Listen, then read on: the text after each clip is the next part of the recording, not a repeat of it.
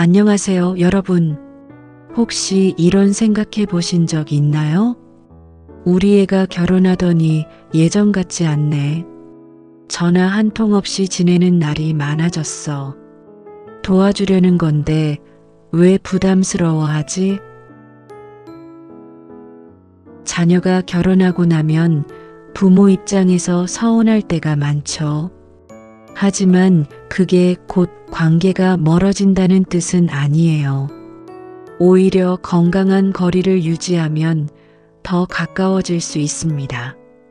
오늘은 결혼한 자녀와 좋은 관계를 유지하는 방법들을 이야기해 볼게요. 실생활에서 바로 적용할 수 있는 방법들이니까 끝까지 함께 해주세요. 첫 번째, 자녀의 삶을 인정하고 간섭 줄이기. 어느 부모든 자녀가 행복하길 바라죠. 그래서 좋은 말 해주고 싶고 도와주고 싶고 가끔은 방향까지 잡아주고 싶어요. 하지만 기억해야 할 점이 있습니다. 부모의 관심과 자녀의 간섭으로 느끼는 것은 다를 수 있다. 예를 들어 볼게요.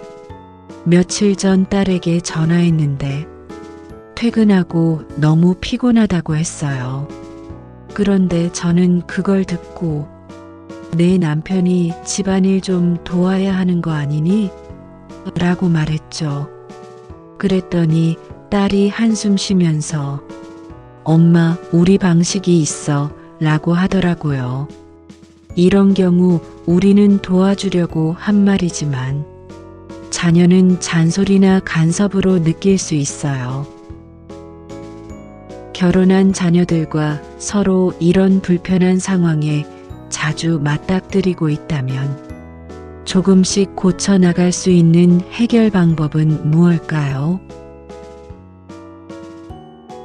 우선은 조언보다는 공감을 먼저 해주세요. 퇴근하고 많이 피곤했겠다. 밥은 챙겨 먹었어? 이렇게 말하면 자녀가 더 편하게 얘기할 거예요.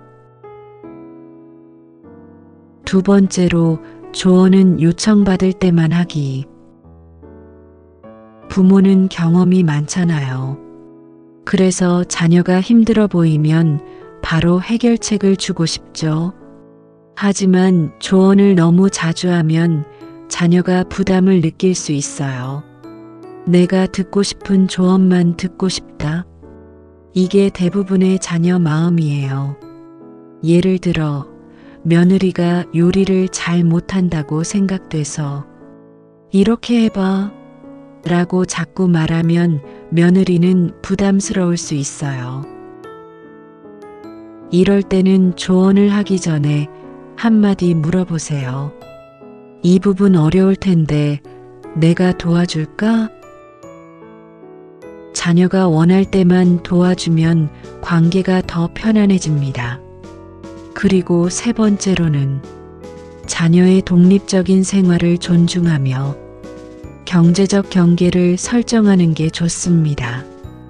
자녀가 결혼하면 독립적인 가정을 꾸려야 해요.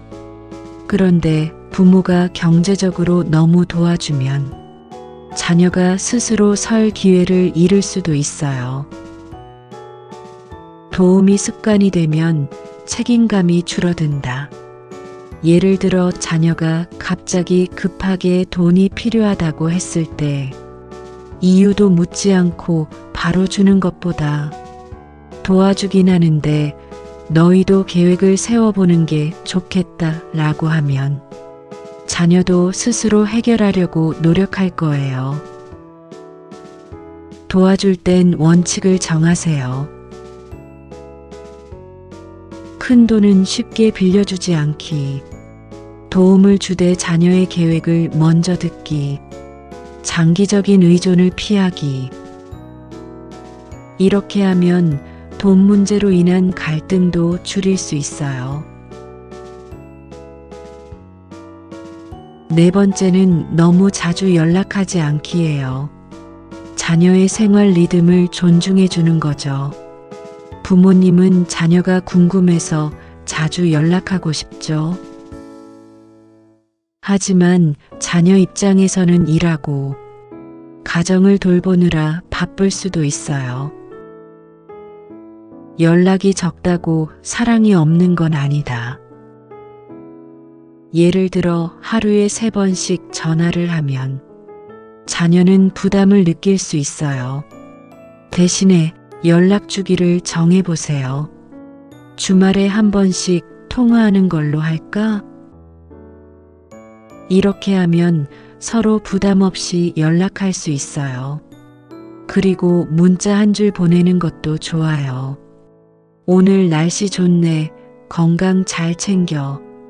부담 없이 마음을 전하는 방법이죠.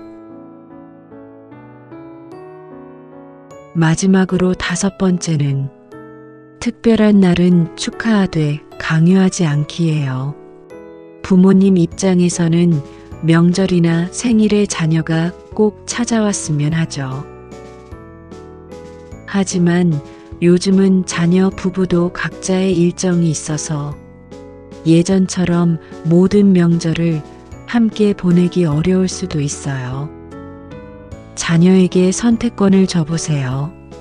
시간 되면 얼굴 보면 좋겠다. 안 되면 다음에 같이 밥 먹자.